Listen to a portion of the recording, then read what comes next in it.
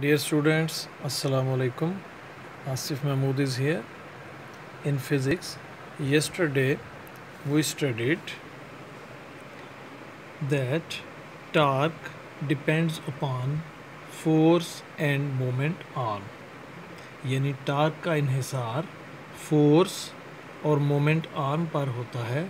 अगर फोर्स की मिकदार बढ़ जाए या मोमेंट आर्म की लंबाई ज़्यादा हो जाए तो टार्क की वैल्यू ज़्यादा हो जाती है। Dear students, it is our observation that turning effect is of two types.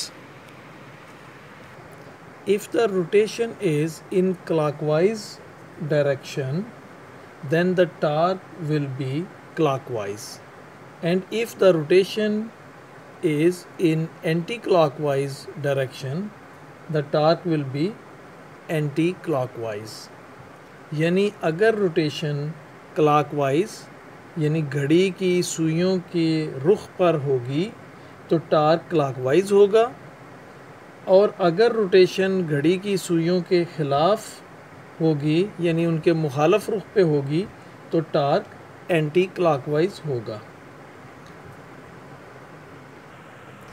Dear students, हमारा मुशाहिदा है कि जब हम किसी नट को या पेच को टाइट करते हैं तो टार्क या मोमेंट ऑफ फोर्स क्लॉकवाइज होता है,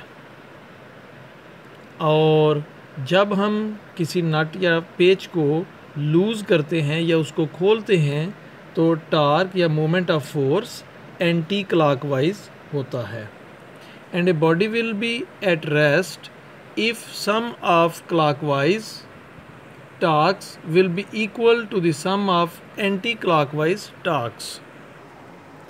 यानी अगर किसी बॉडी पर मुख्तलिफ फोर्सेस या मुख्तलिफ टार्क्स अमल कर रहे हैं तो क्लॉकवाइज टार्क यानी अगर ये वाली फोर्स, ये फ़र्ज़ करें F1 और ये F2 है, तो ये फोर्सेस अगर इस बॉडी में रोटेशन पैदा करेंगी तो रोटेशन यहाँ पे होगा, एक्सिस ऑफ रोटेशन ये होगा, तो ये क्लॉकवाइज रोटेशन पैदा करेंगी। और अगर ये फोर्सेस रोटेशन पैदा करें तो ये एंटी क्लॉकवाइज यानी ये पॉइंट एक्सिस ऑफ रोटेशन ये है तो ये एंटी क्लॉकवाइज रोटेशन पैदा करेगी। तो इन क्लॉकवाइज रोटेशन का इफ़ेक्ट जो है यानी क्लॉकवाइज टार्क और एंटी क्लॉकवाइज टार्क अगर इक्वल हों तो बॉडी रेस्ट में होगी। This is known as principle of moments which states a body is balanced if the sum of clockwise moments acting on the body is equal to the sum of anti-clockwise moments acting on it। यानी किसी body पर अमल करने वाले clockwise moments यानी torques का मजमुआ उस पर अमल करने वाले एंटी क्लॉकवाइज मोमेंट्स यानी टार्क्स के बराबर होगा तो बॉडी बैलेंस होगी।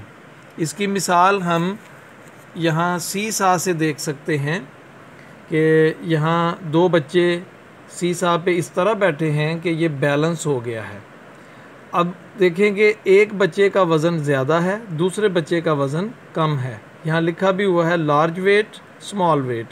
तो आप गौर करें कि इसका मोमेंट आर्म जो है ये एक्सिस ऑफ रोटेशन है, तो ये मोमेंट आर्म के करीब है। फ़र्ज़ करें कि इसका वज़न 2 न्यूटन है और वो 1 मीटर के फासले पर बच्चा बैठा हुआ है, और फ़र्ज़ करें इसका वज़न 1 न्यूटन है और वो 2 मीटर के फासले पर बैठा हुआ है।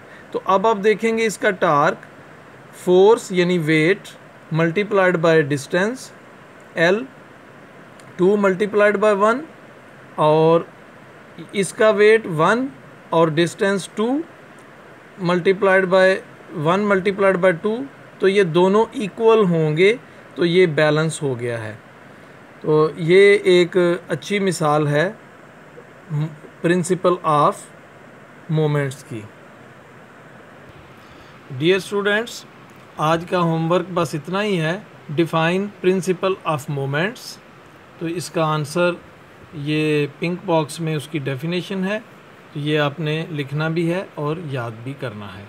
Thank you very much. अल्लाह हाफिज़।